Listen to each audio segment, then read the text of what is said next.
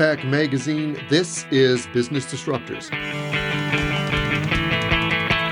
Hello, I'm Doug Picklick, editor of HPAC Magazine, and this is the third episode of Business Disruptors, and it's part 2 of the conversation I had live at CMPX with Jeff Schwartz, the CEO of Go Lime.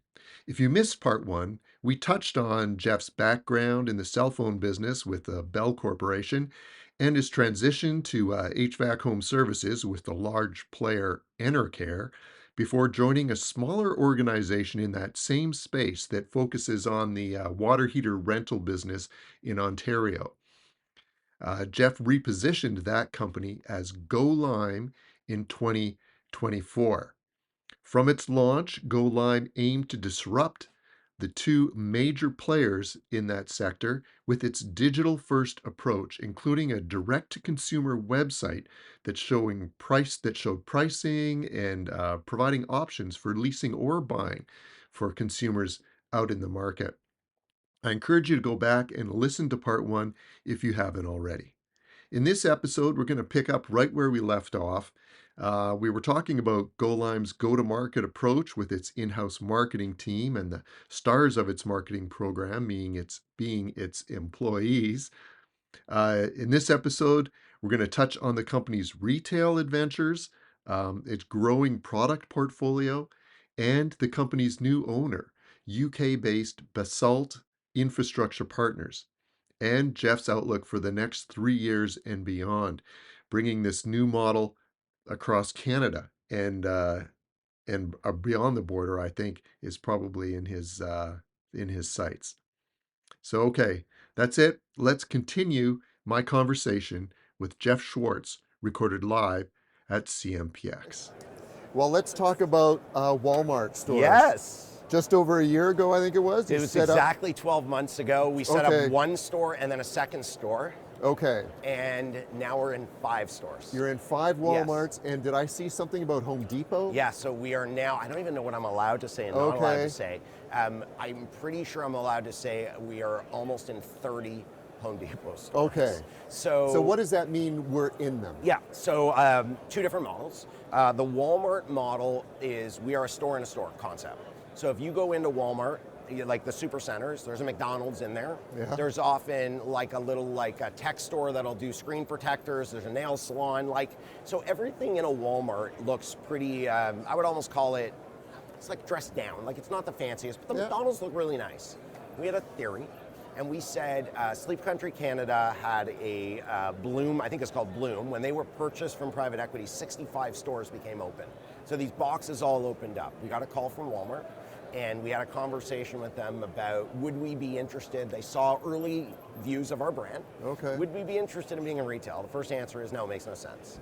And we sort of said to ourselves, I think a lot of companies did a good job at Costco over the years in creating a HVAC display when you're walking out of the store to give an option. We said, what happens if we built a store-in-store where people could come in? Here's the crazy part, back to like checking your bill. The average Walmart has 1 to 2 million customers per year that transact. Okay? So let's go to Milton. That was our first store. Mississauga was our second store. You open up in those stores, let's just call it 1 million in each. So let's say you have 1 million customers coming in and out. Someone comes in, let's say you train a team, you pay them well, they're not variable compensated driven, they make salaries the same as anyone working in Aritzia or Lululemon, so you're hiring really good people at, with retail mindsets that are making a fixed income because that's the way you keep people. We've had 0 attrition other than, potentially someone wanted to leave or went back to school, but these people we now have 17 full-time employees across our 5 stores, and these people love what they do. People come in and out. Week 1, they come in and they see the store, and they come in and have a conversation. Week 2, they come back, they bring their bill. Week 3, they come back and they say, I'm not internet savvy, but I want to sit and have a conversation. Week 4, they come, the point being is Walmart's a long game, but these people shop every single week at Walmart, and someone who is at Walmart sometimes is a different profile than digital. And so Warby Parker became a digital online phenomenon with retail stores. we thought it would be interesting if those 2 stores worked. They worked so well, we did 3 more. And there's a high cost for us to open these stores. Like if you go into our stores, it's not a little pop-up. It's, like beautiful floors, beautiful branding, greenery, all of our products brought in, TVs on the wall, digital displays, the same exact way you buy on our website, you buy in the store, but with people that are paid, I think, well, to be in the store to help people through that process. And the coolest part to me is it's working really, really well. We can continue to double our sales every quarter. Part of that is more stores. Part of that is we're seeing different types of customers, and it's just longevity of offering. Yeah. We're now in 5 stores. We have options to continue growing. I'm a big believer, let's get great at the first 5. Okay. Home Depot started at 1, and now we're at 30. It's a different model. So Home Depot has a really cool ability, and I'll describe it this way. So first of all, Home Depot's all transactional. So they're working with GoLime, and they're purchasing products through our buying power and working with us on those products. They are selling with the GoLime branding, but it's always transactional through the Home Depot partners. And so we're working with Home Depot in collaboration with them, but I'll give you the best example. It's like Best Buy. So in Best Buy, if you want to go buy Bell Mobility or Rogers, you're going into Best Buy to buy, and the Best Buy employees are selling those phones on their behalf. The reason we're bullish on Home Depot is a couple things. Number one, brand awareness is very hard to buy. But when you partner with trusted brands that actually give you a shot, we started at 1, now we're close to 30. The point being is they have 180 stores across the country. If we can get GoLime in all of the stores, and again, even if it plays a part in our brand awareness across the company, we now have abilities to have Home Depot partners that suddenly are aware of who we are. We have people coming through the store that see our branding. We have opportunities, and some of them are still confidential, of creating new programs with Home Depot that can take our model and bring it to more Canadians as we grow. Our ambition is to be right across the country. I'm amazed always when I say we're customer first, but partners keep coming to us, and we can talk B2B at the end. If you say, Jeff, what's your biggest flaw? I don't say no very often. And the reason I don't say no very often is I don't know what will happen. So if you don't try, you don't know. I would have said Walmart, not Home Depot. One of our incredible leaders, Ben, started Home Depot on a piece of paper, and now it's turned in, now I think he's hiring his 3rd employee to be working with him, and that's working with the people in the Home Depot that are working jointly with GoLime, and they're selling on our behalf. So, and again, it's always transactional because that's how Home Depot does it. But back to sort of brand awareness, it's pretty cool to see how many people are sort of seeing it. And that's what I want GoLime to be. I want GoLime to be available to customers right across the country with different flavors of different offerings that make sense for our partners, make sense for us. But I want it to be a trusted brand that when people obviously come to our website, when we started our website, we had 1 visitor that first month. And now we're at hundreds and hundreds of thousands of unique visitors every month. Do I think we're going to be Amazon? I don't. Do I think that we're going to be the leader in digital home and commercial services across Canada? I do. Do I think we could bring it into the US? I do. Like I'm that bullish on our model because there isn't one of the biggest, not competitors of ours, one of the biggest firms in the US called me recently, and they said, you just have to if you don't mind, will you spend an hour explaining to me? I've told everybody your model because I keep seeing it, and we want to start to do it. The point being is, we have a first mover advantage of 12, 24 months. It's not going to be 5 years. And my point being is, I don't think we have a secret sauce. I think we have a playbook that we've all believed in. We're small enough that we don't have the issue where someone keeps saying you can't do it. And also we believe in the model that we're executing, and that's the thing that I love. Like I walk around in this t-shirt, everybody on my team's wearing GoLime, not because they have to, because they want to. And that's a bit of the weird part with this brand, is like we're making more clothes now than I've ever seen in my career. And the reason being is because like people want it. Like I can't explain it, but when people sit there and say, I want a toque, I want a hat, I want a this, I want a that, it's a weird thing for us. We have a lot of customers that are like, next time you come, can I have a t-shirt? We do surprise and delight.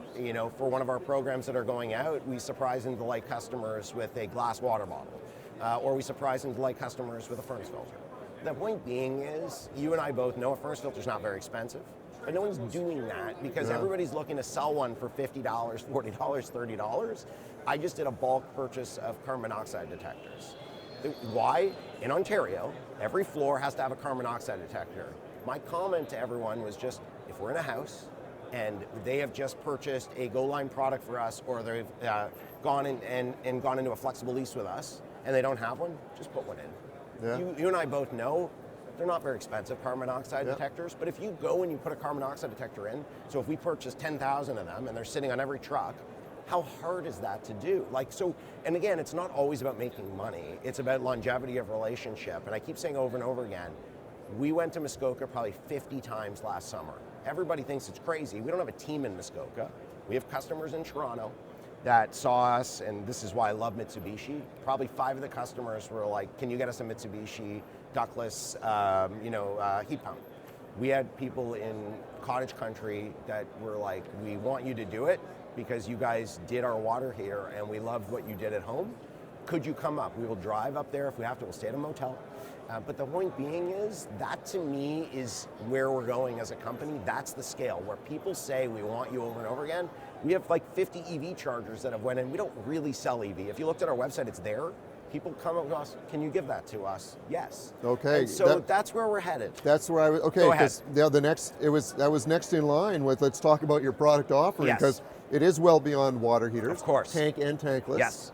But tank, by far and away. Weird to say that, yeah. So tanks probably, call it 60%, 65%, but tankless being only probably 15%, but last year was like 5%. So like, it's almost tripled year over year. Okay. But what I always say with tankless isn't better. It's only better if you need certain features. If you're in a small house and you don't have space, you might need tankless. Yeah. If you're running out of hot water with your tank, you might need tankless. But when someone says, oh, I want instant hot, that's not tankless. So a lot of competitors are like, oh, you get instant hot. You don't get instant hot. If you have a recirc line and all of the mechanics work together, you could maybe have some instant hot. But by the way, you're gonna pay a lot of money for it. And the question is, most people, once they understand it, so I would always say it this way, tankless also can save you money, I don't know, but $5-10 a month. It's not going to save you $100 a month. So I always go back to the practical nature is tanks work for the vast majority of people. Tankless cool, I have tankless, but I also have a boiler, so it just is a little different in my own home. You said it yourself, like what are some of the other product areas? Heat pumps are growing leaps and bounds. Heat pumps, yep. Water filtration. Water filtration we love. We work with a Canadian company called Excalibur that's out of Barrie. Family owned, love the father-son that own it. Okay. And we have a tremendous amount of products, but often a lot of softeners. If we're installing in Kitchener, any person that's listening is in Kitchener, you have hard water. If you don't put a softener paired with your water heater, it's probably not gonna work great. It's probably not gonna last that long, and we're gonna have to show up if you're leasing. If you own it, it's gonna have a shorter lifespan. So we do a lot in that space. We're starting to do a lot more, believe it or not, in like RO filtration systems in the sink. I think back to sort of better sustainable living. I have one in my sink. Our team put it in for me. I paid for it. I did go pay. But like my point being is it works really well and I don't have to have bottled water. We have we fill up glass pitchers, put them in the sink, and I have a little thing under, in our fridge under the sink. Sustainability, I'll talk about that. You mentioned solar. Solar, we have done... And EV chargers. Yeah, so solar, we've done a huge, probably a $500,000 project with a large storage facility in Toronto that wanted to be net zero. We finished the project by putting solar for them. We did 100,000 square feet on the roof. It's on our website, on our LinkedIn, super cool. We do resi. We've done about 4 or 5 houses, so not huge, in Toronto mostly. They're hard because someone that wants to put solar on their roof and someone that usually wants to sort of decarbonize everything. So you can end up with a $50,000, $60,000 job in no time with EV chargers, heat pumps, battery backup, and solar on the roof.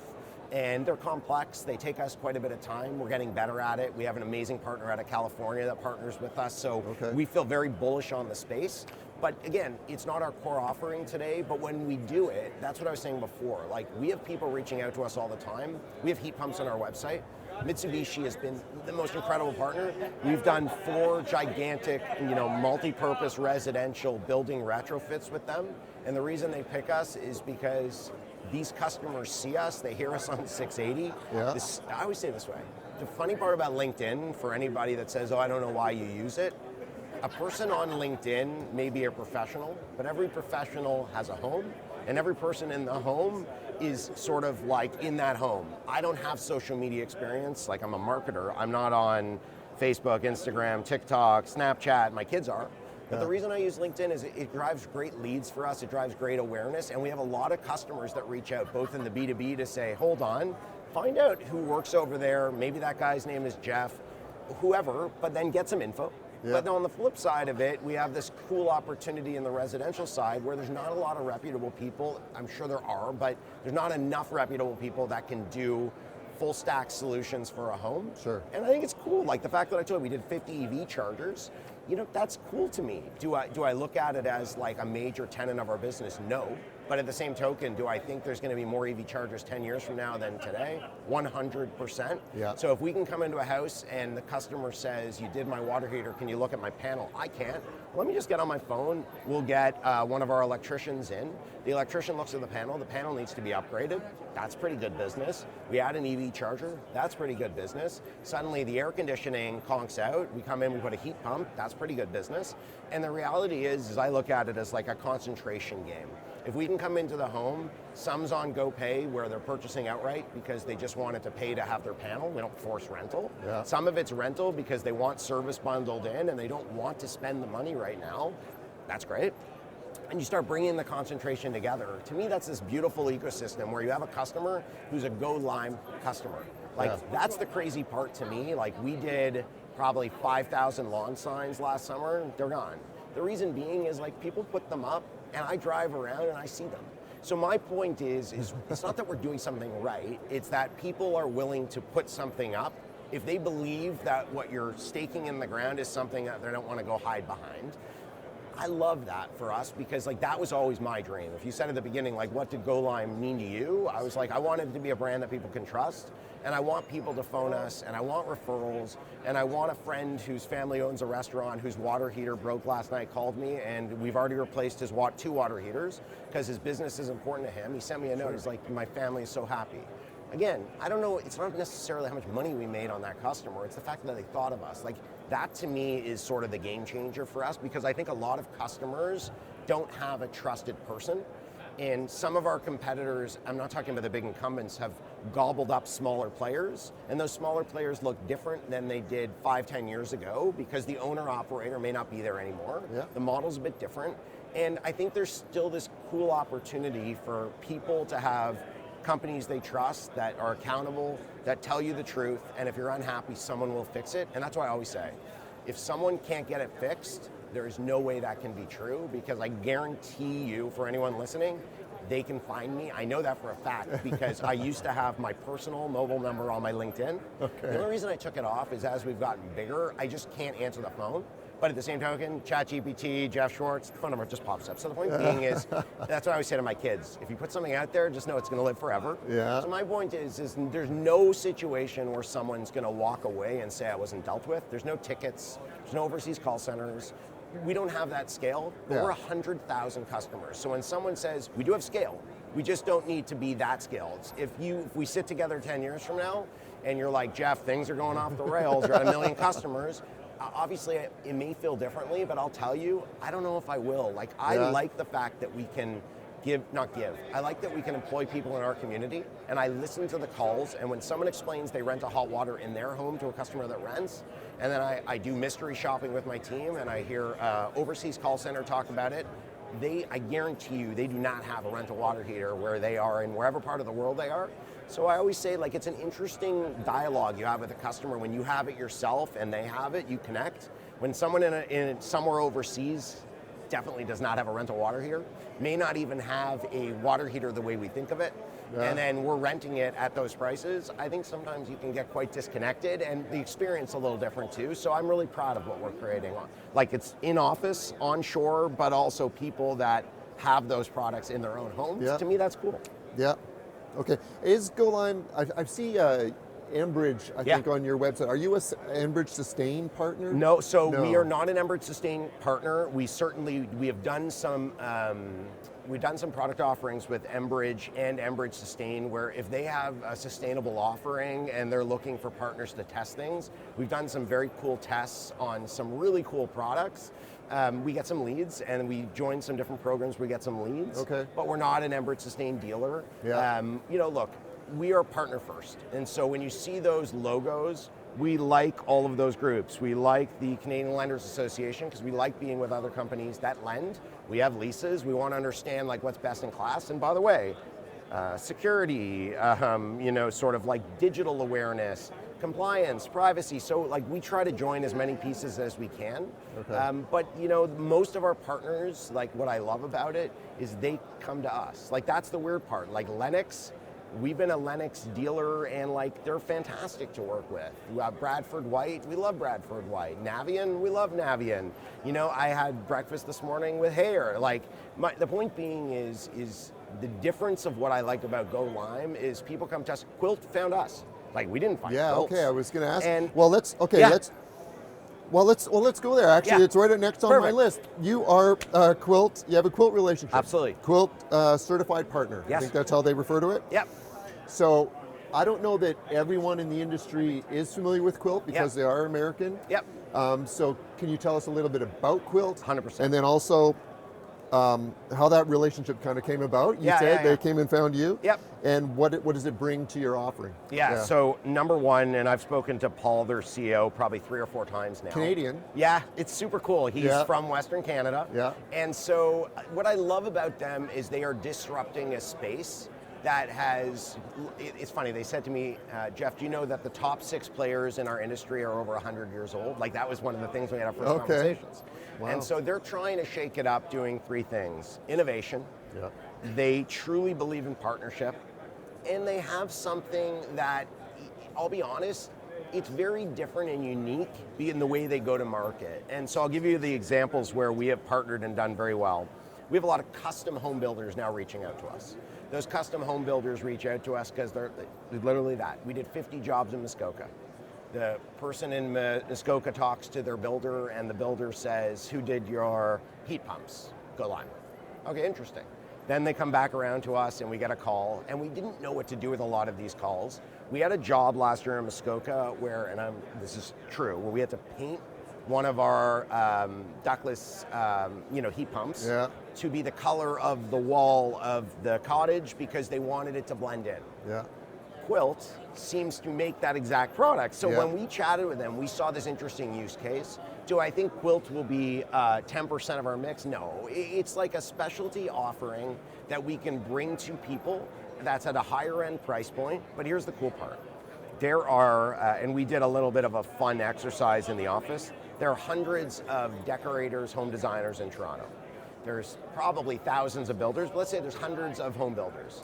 In especially areas like older houses in Toronto, which don't have ducts, and many rural properties that don't have ducts, people are looking for renovations. It may be slowing down now with the environment, but they're looking for renovations. When they do a renovation, one of the questions always is I need to get trades that know how to do this, and we're finding more and more people that are living in other areas are coming back to the city to bring the trades out, so that's an interesting dynamic. And then the second thing is it's like, how does it look stylistically in my home? Quilt showed us something. It was the first time in my life, and I never thought about it. Like Samsung created a TV that's a piece of art. I have one at home. That's right. So I don't, but the point being is that's become normalized. Yeah. But air conditioning on your wall, heating on your wall, has always been something that looks like air conditioning, heating on your wall. So what I love about Quilt is they pushed like the envelope to say, why does it have to be that way? We've done executions where it is wallpapered. We've done executions where it's like painted the exact color. There's a very cool app ecosystem. Is it for everyone? No, I don't think it is. Do I also think they're going to have more products coming out without disclosing what I know? Yes. And so I think they'll have more offerings to come. But like what I like about the partnership, and it's non-exclusive, and that's great for us because like our point is we never want to have an exclusive relationship and be like, that's our horse. It can't be our horse. You see our offering, but it's a unique offering. We know customers want it. We've done many, many installations, but it's a little bit like solar and EV. Like it fits a box, and we'll have people reach out to us, and we love that it fits a bigger box and a bigger box, and we're trying to create more and more awareness for it because, frankly, it's a really cool product. It's great. Would I bring it to, I mentioned before, we did like a multi-residential with Mitsubishi. Of course, I would still always do that with Mitsubishi. It's not going to come in and become like your B2B engine. But like if someone called us and said we're doing a bed and breakfast in Toronto or a small hotel up in Prince Edward County, and do you have something that would work for us? We would bring quilts and pitch it all day long, and it would be in the Drake in Prince Edward County, and they would be like, this is awesome. So that's my point. There's a really cool use case. I don't know if it's 10,000, 5,000, 1,000. It's not about how many people per year, but it is a really cool offering. It fits super well. Hotels, bed and breakfast, sort of, even in like sort of like a cool residential offering, someone in High Park's redoing their house, they for some reason had found us, we're sitting and having that conversation. That's the coolest part. Like we get so many calls from so many different people, so many emails, so many chats that like our inside experts team started with one person, we're now at 12. That's 12 human beings that are constantly taking, I would love it to be all e-chat because it's faster. But like we get calls all the time from people, hey, I'm a designer, I saw XYZ, they mentioned Go Lime, I'm designing a house, I saw a quilt, no one else carries that product, could someone quote me on it? Yeah, of course. And that's the point. And so that's who we want to be at scale. We want to be able to serve the community. We want to have offerings. Our bread and butter is going to continue to be our water product.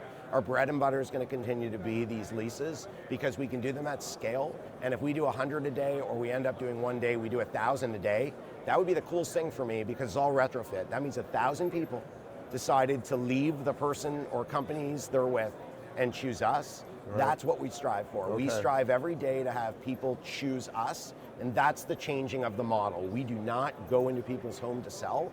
And to me, back to what we said at the beginning, that's the innovation. Like, I'm not saying it's bad. I'm just saying for me personally, I don't want people selling to me in my home. You do not have commissioned salespeople? No. So we do something very cool. We incentivize people. And the reason I say we incentivize, our company has something called like an annual incentive program where we have core things that we're all delivering together, and we do incentives for our folks. If a vendor wants to help us push a product, we can certainly align some of the offerings to go that direction, but every single person in our business is on a fixed salary structure, and the fixed salary structure, in my opinion, is not only fair, but it's something that motivates people to do their job very well. Over and above, for sure, we deploy bonuses, incentives, vendors will do things, someone could win a trip, like that stuff exists, because we want to create a great culture. But some of our competitors, or many competitors in our industry have a model where they have salespeople that make no draw, and they get 10% of the ticket in commission. We have nothing, we have the opposite of that. Everybody has a salary that is what we believe fair for the industry that we could put on LinkedIn and you say that's what you make per year. Yeah. And yes, we do for sure provide bonuses and incentives, but not in the traditional form of commissions. And absolutely, the one thing I will say is 80% of the people in our business are on what I call a very balanced scorecard. And that balanced scorecard matters to me because I said at the beginning, we have many folks that have been with the business for so long, they need to be incentivized to do the right thing every time. And by the way, the right thing every time isn't to sell. The right thing every time is to do what the customer wants you to do. And by the way, if something is broken and old, you can sell. But at the same token, selling and servicing and coercing someone to make a decision are all very, very different. We want the customer, like we always say it this way, the customer is the hero. We are their guide. So we have to guide them, and if they can guide themselves, by the way, best part of our business would be we don't need anybody working the phones. It's not going to happen. Yeah. But like the best part is they're the hero, we're the guide. And the more people can sort of remember that, I think that's the best relationship in any sales organization. At the end of the day, we still sell. The difference is we sell differently. And okay, you're selling at scale. You've got products galore. Yep. Are the people installing these products Go Line employees, or are you got a network of people that are the technicians doing this installation? Both. Because, a problem in our industry is technicians that know what they're doing and can do it well. Absolutely. Right? I'll tell you the honest answer. So how's that working? We have both. So from a service bench, 100% of the time it's our employees, because those are our assets. When someone is purchasing, most of them are on leasing, so those are our assets. They're always our employees. We have to have variable capacity, so we have contractors. We have different contractors than what most people would think when they think of a contractor. We have contractors that work exclusively for us. So we'll bring in some contractors based on territory, and we'll bring in contractors where we do background checks, the WSIB, all of those pieces, full licensing, fully show up in go-line gear, because we do require variable capacity. We have internal technicians, but if we grow, you sort of said our marketing, we have to be able to tap into people to help us. Most large organizations have the same. Would I like to have 100% internal? Sure. The reality is, though, it's not that we just pay fairly, but we are running a business where I have to look into not only our new owner's eyes, our board's eyes, and our employees' eyes. We have to treat everybody fairly and properly. I can't go put 5 new people in Barrie if I don't know that we're going to have the volume in Barrie at scale that next week.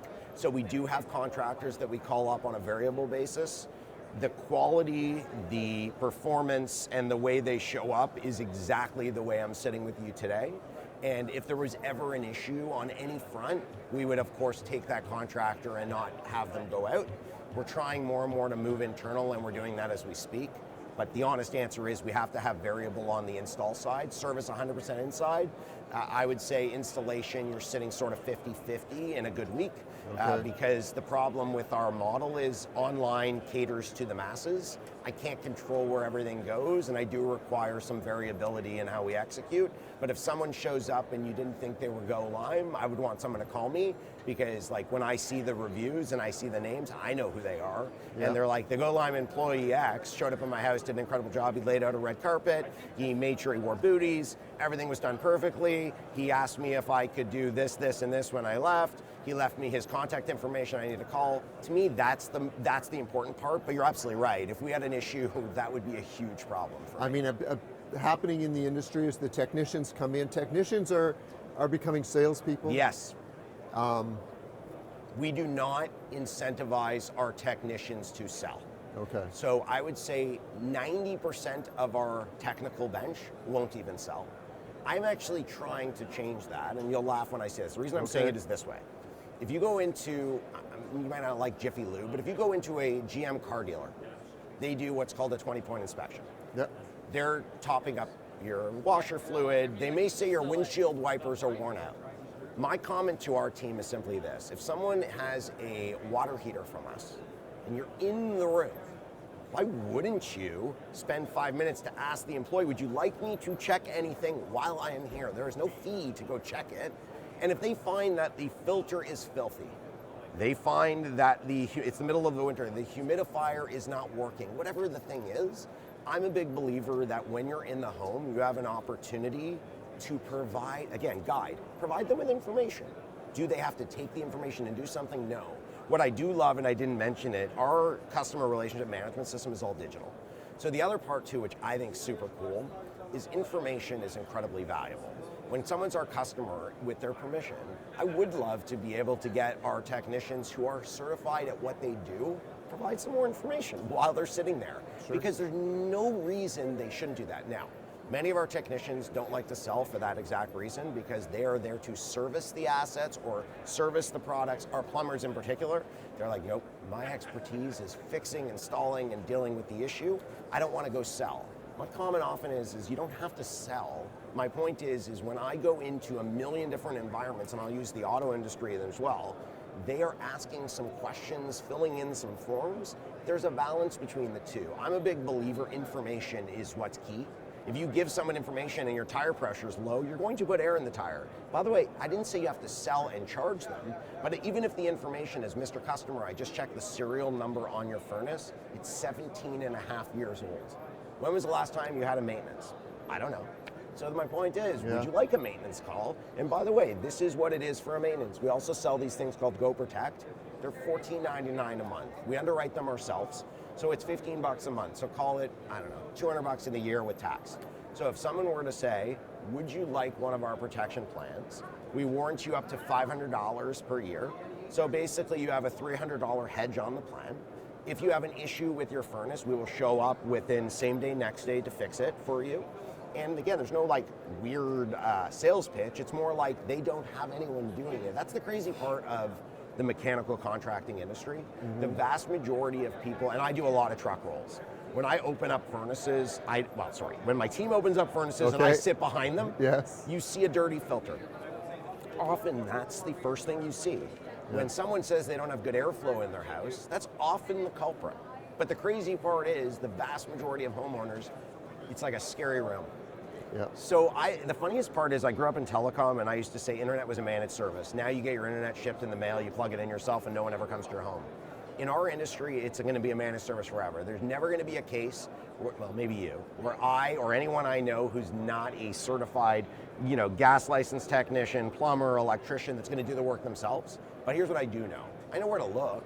And so my point is the first thing I always look at is the filter, because if someone says they have very poor airflow, that's often where I start.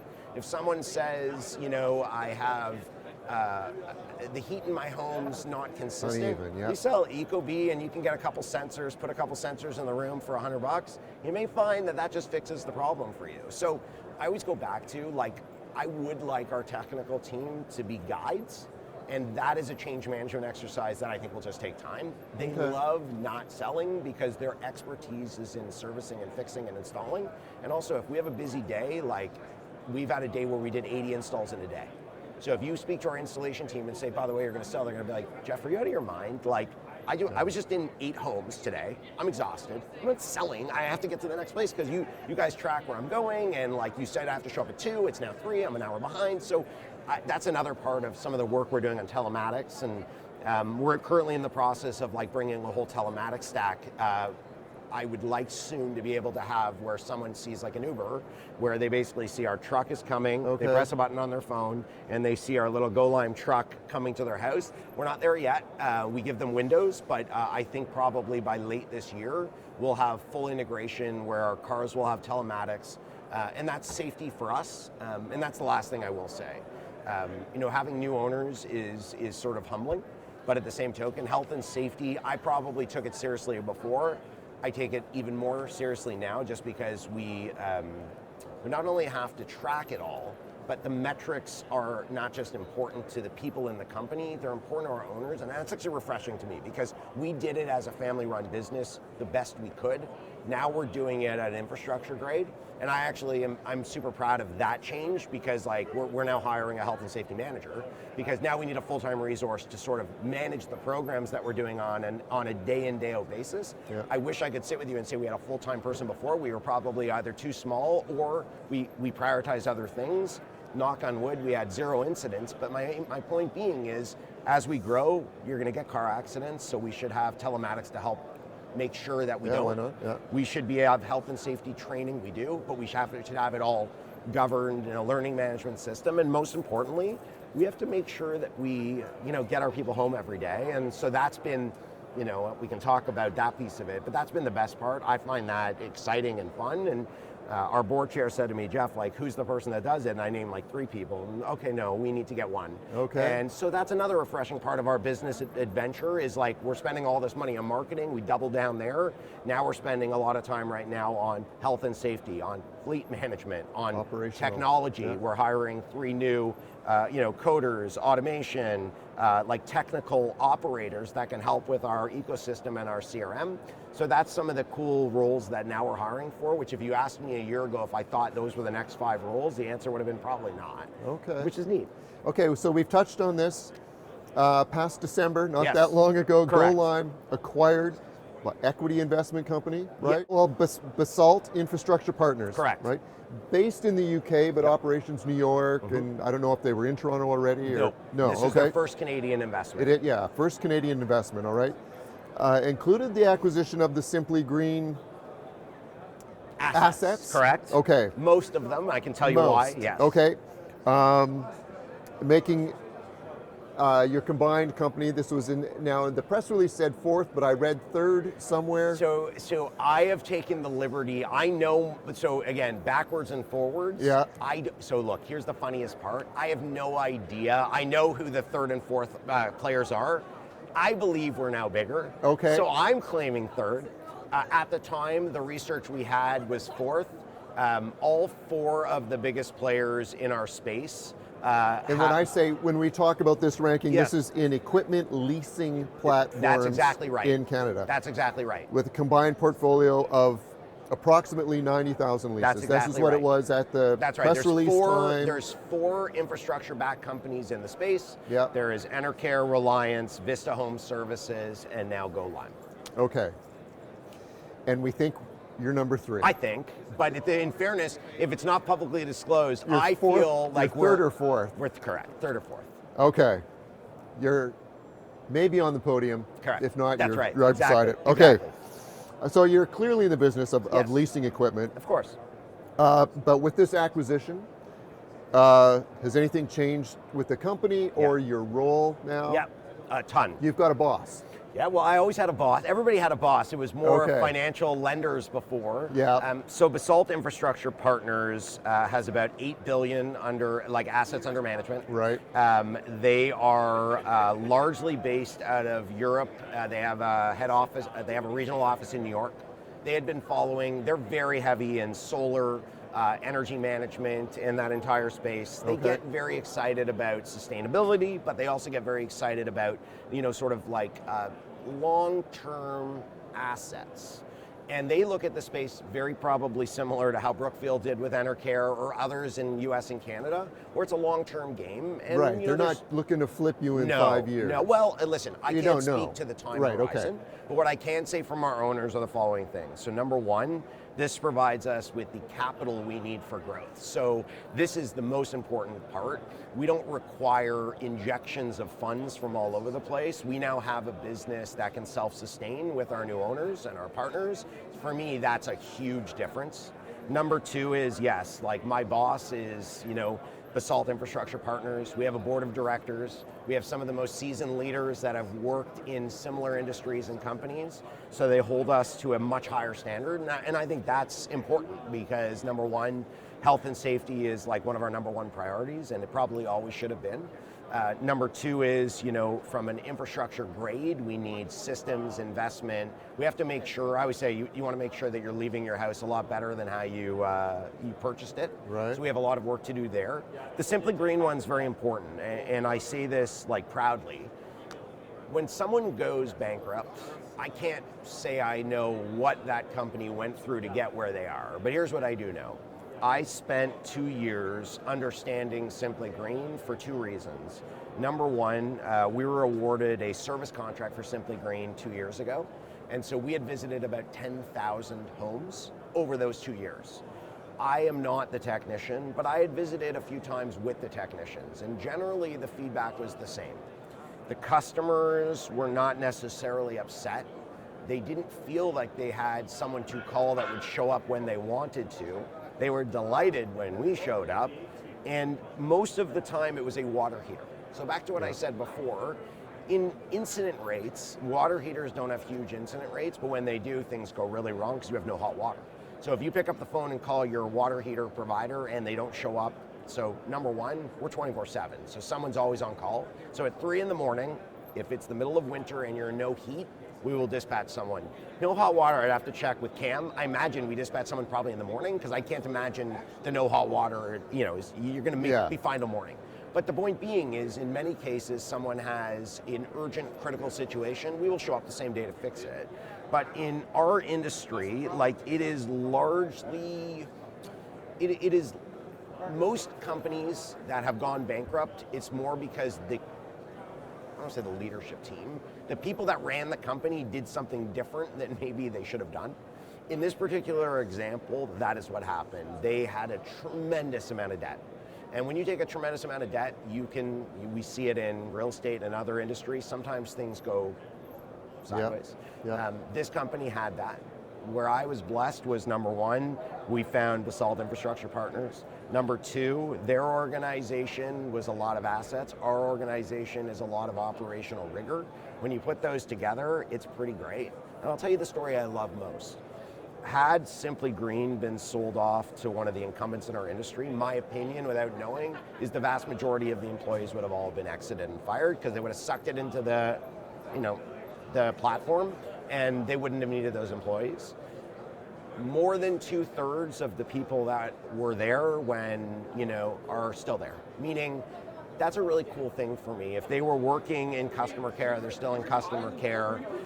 Their head of HR is here with me today. She's still with us. Like, that's something that I feel a lot of pride towards. Culture change though? Massive though. Like 180? 180. Okay. Yeah. Like, so, to put it into perspective, when Commission sales. yeah, so everything, well, they stopped sales years and years ago. Okay. But like even, the best example would be when you owe a lender hundreds of millions of dollars, the way you collect is quite aggressive and also probably very focused on recovery.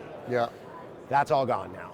And Okay. so when you have customers that are free and clear and you treat them properly, the way they react is quite different. So I would say it this way, the people themselves went from hiding and having no picture on LinkedIn to having a picture. It's sort of like, that's the way I would describe it. The culture's 180, and we're just getting started. Like, we're renovating our offices right now, and based on people's feedback. And that's, I think, also part of it. They were working in an environment that was going this way, and now they're walking around and they're looking at, we have breakfasts, we have a gratitude wall, we have training starting, we have certification starting, we've just rolled out ADP across the whole company. So like, they're little things, but like when you're in a company that you don't really feel is working the way a growing company is, you sit and you're probably happy to have a job but not proud of what you do. I for sure have work to do. We're 100 days in. For sure it's going to be a journey, but at the same token, I get a lot of feedback. I have, right when I'm done with you, I write a Friday afternoon email to the team every single Friday. And the reason I do it is because I want people to feel like we're actually a company, which is what we are. We're not a bankrupt company that we don't know what's going to happen. We're not running out of money. And part of all those things are real. Like, you forget, like, we're 165 people, but like, and we're not a family, but we are a business where we are trying very hard to delight customers, make sure our employees feel valued. It's sort of like the Izzy Sharp mentality. If you treat your people right, they're going to treat your customers great. And that's a bit of our golden rule, is we are trying very hard. We're far from perfect, but my staff are in 5 days a week. I sit in the office 5 days a week. We don't have a hybrid policy at work, not because we don't care, because the vast majority of people are in the office, because 90% of the people have to be in the office because the technicians can't work at home, and the customer care folks, we've made the decision to have our entire frontline operation dispatch there. The collaboration's great, and I can't see it in a different way. At scale, if we get to 500 people and we're in 5 provinces, I'll come back and you'll be like, Jeff, you said, okay, I was wrong, but for now, where we are today, that's then the coolest part to me in the reboot of the culture, is everybody feels like they're part of something. Everybody feels like they have some swag that they can wear. And I'll send you some pictures when we're done the office renovation. I would say we're doing it the same way I had said marketing, but like, we're doing it in a sense of pride, and we're doing it in a sense of our people. Like, our committee that's helping in that office are the people in the company. We don't have, we don't have architects. Like, that's the cool part of this business. It's really being run by the people that are in Go Lime, and now it's Go Lime plus Simply Green together. Like, all those people that are there that are now left, about 165 people, are now the pilots and co-pilots and the people on board together that are working together in this next adventure. Okay. Not everyone's cut out to be a CEO. Sure. A business leader. Yep. Do you have to be a risk taker to be successful as a leader? So for sure, yes. You do have to take some risks and calculated risks, because if you're not willing to take risks, I wouldn't be where I am today. I'll be honest, because you can stay in a linear path and you may never have that opportunity. But I would say it a bit differently. Like, I know that I'm different. People tell me all the time. Not perfect by far. But I do think you do have to be a risk taker, because if you don't take risks, it's going to be very hard to be able to... Look, this transaction we did would have been the biggest risk of my career, because we shopped for an owner. Had we gotten no owner, we could have literally ran out of money at some point. So that's also part of like these types of exercises. I would say yes, being a CEO, you are taking, hopefully calculated, but you are taking risks. Yeah. Okay, well, what's one big risk Yes. that you've taken? I mean, you had to find an owner, but is there, leading up to that, I mean, you've got to be, I don't want to say burning through money, but I mean, it's capital intensive, Yeah. like you said from early on. Yeah, So is here- there a move that you made that was like, okay, this might be the one that, you know? For sure. No, I can tell you this. So I've had this a few times in my career, and I've taken the same approach. During COVID, the word furlough was very big in the US. We kept all of our folks on when I was at Enercare. I was really proud of that. When we're through this journey, the right thing often to do is, well, let's right size the team to be more in line with our cost structure. We didn't do that either. Sometimes I'll say the Hail Mary, but like I do an exercise called CARE, communicate, acknowledge, respect, and empathy. If I couldn't show up to be who I am in front of the team, I might have been able to find a different path, a faster path. I could have slashed things. I could have taken everything down to the bone. It's not that it's not in my DNA to make decisions when you have to, but I do have a people first mentality in this business. Like I stood in front of our team in November of last year before the transaction was done, and I said exactly this. I said this business will win because of human capital, not because of the invested capital that's coming in. And I still stand beside this to this day. Like the people in any business, and I don't think it's just our business, but in a home service business in particular, the people themselves need to be the secret power and the secret sauce and sort of that energy. And that to me is probably where I've put myself in the line a variety of times. I would still do it again, but it's not always the most popular decision. Some of the best CEOs would be more ruthless, would be a far more like, okay, here's what we're gonna do. We're gonna right size 75%. We're gonna take everything down. We'll get through this period and then we'll bring everyone back. I have a slightly different lens, a bit of a longer term game plan, which is sort of like, how can you do that? We gotta think through these people. When you look at the people that I'm sitting with, and they're somewhere here in the convention today, those are the people that matter. I always say, like, I work for you, and not for the person like on my leadership team, for the frontline person in the company. I think sometimes they hear it and they're like, is he serious? But like 100% I'm serious. Like that's the point. The point is if they feel special and they feel like they can contribute. I had someone in our team recently that started in one of our Walmart retail stores. They've already been promoted, and they'll probably get promoted again. Why?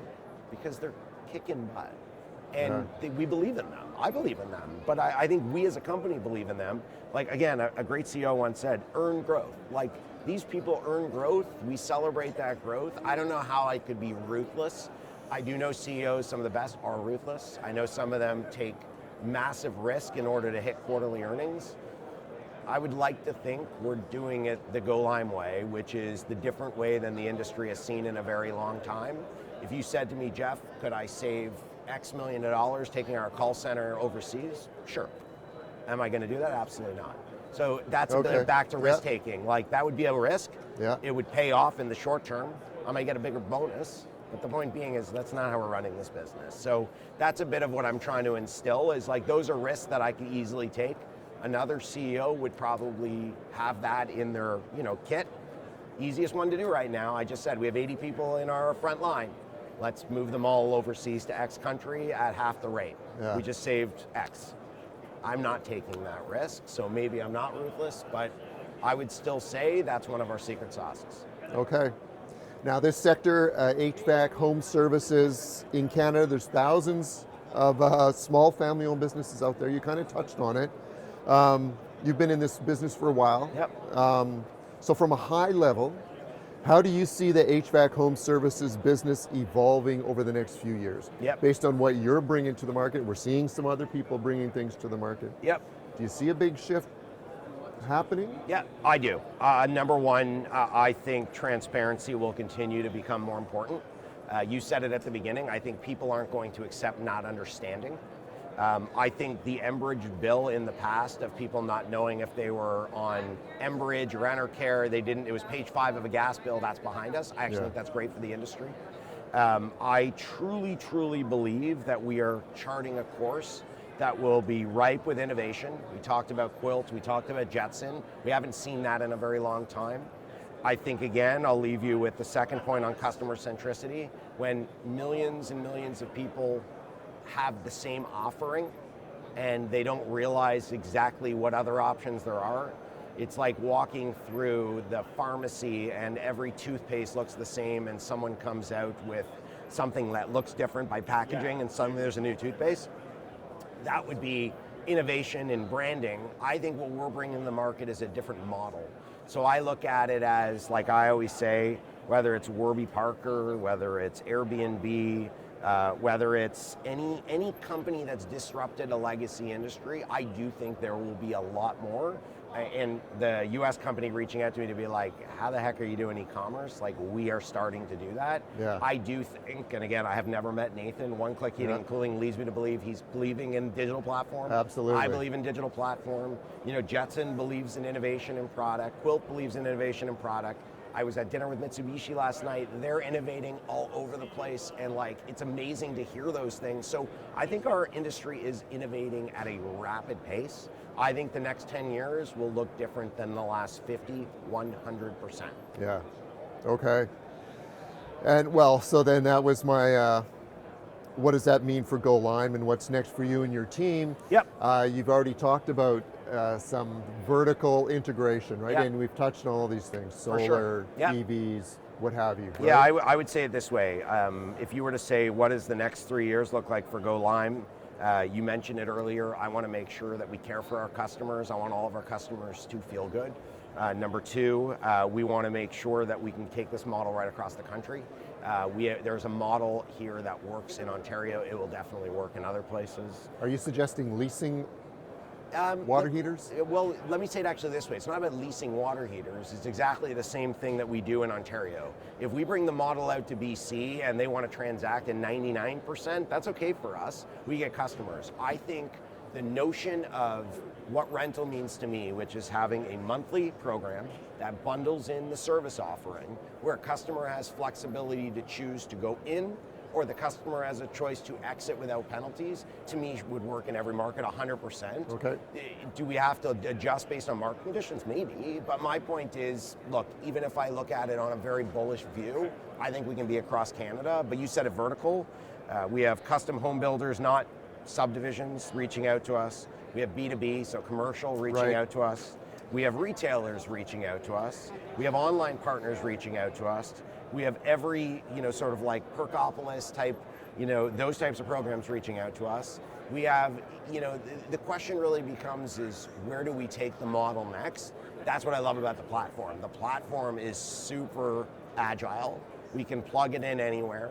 And the simple reality is I'm open-minded to continue to build that growth, but ultimately, we're going to grow slowly and patiently to make sure that we don't lose. Like, scale's huge, but we're not going to disappoint the customers, and that will never change. Like that, it can't change, because that's the core to our business, and that's why people are choosing us, and that's why they refer us. But I'm excited because, look, we're at 165 people. I think we'll probably be next year at the end of the year, maybe 250 people in a year and a half from now. So, like, that's the type of growth we're looking for, and we're excited. Like, we have new fleet being ordered. We have, we have cool new products on their way. And I mentioned it before. We have new uniforms. We have new, we have all sorts of little things that I think just elevate it little by little by little. Okay. And I'll leave you with this. Our website has been updated in the last 12 months 4 times. And we do that all internally with our team. So every 90 days we do a sprint, we update the website. So if you looked at version 1 of our website versus now, that's also the coolest part. Like, we can do so many different things, and as things move, we did 800 campaigns in December. Maybe we'll do 8,000 campaigns next December. The point being is, that's the cool part about business, is you can reach different people in different languages and different communities. We had, in our leadership meeting yesterday, one of our employees said, and it's the South Asian community, they were invited to Temple to start talking about Go Lime. And again, I don't know which temple, I don't know exactly what the offering was, but what I do know is someone was interested enough to bring Go Lime to the religious community. I started thinking to myself, wow, like, that's cool. So the point being is like, I see that as the magic, is like, if we could be a community sort of driven option where people are excited to bring us in, because that's what I keep saying, they choose, not us. So back to your point before on long-term leasing, I believe in long-term leasing, but I believe in customer choice. So if you give people the choice with transparency, I truly believe water finds its level. So other people that do it differently, they can keep doing it differently. But I know, and again, all of our growth for Go Lime has been retrofit. So Yeah. every customer that's switched chose only one thing.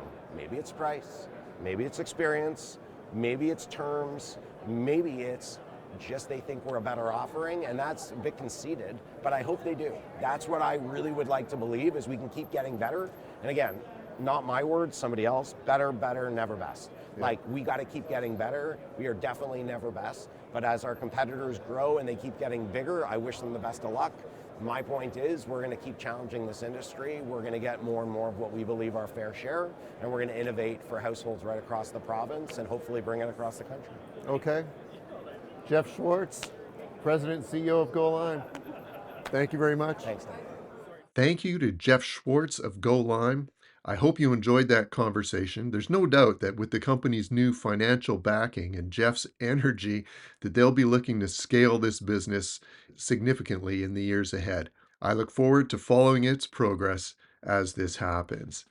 Our next episode is going to feature Nathan Horton, the CEO of One Click Energy Solutions, another HVAC services business that is taking a digital first approach to the market and expanding nationwide following a whole home electrification message. Look forward to that one. It'll be dropping in a couple weeks. You can subscribe to this Business Disruptors podcast on Apple Podcasts and on Spotify, or on our YouTube channel. The Business Disruptors podcast is an HPAC magazine production. And once again, I want to thank Jim Stubbington of Annex Business Media for post-production engineering. And thank you to Peter Leonard for our theme music. That's it. I look forward to sharing more conversations in the next edition of Business Disruptors, an HPAC magazine production. I'm Doug Picklick. Thanks for listening.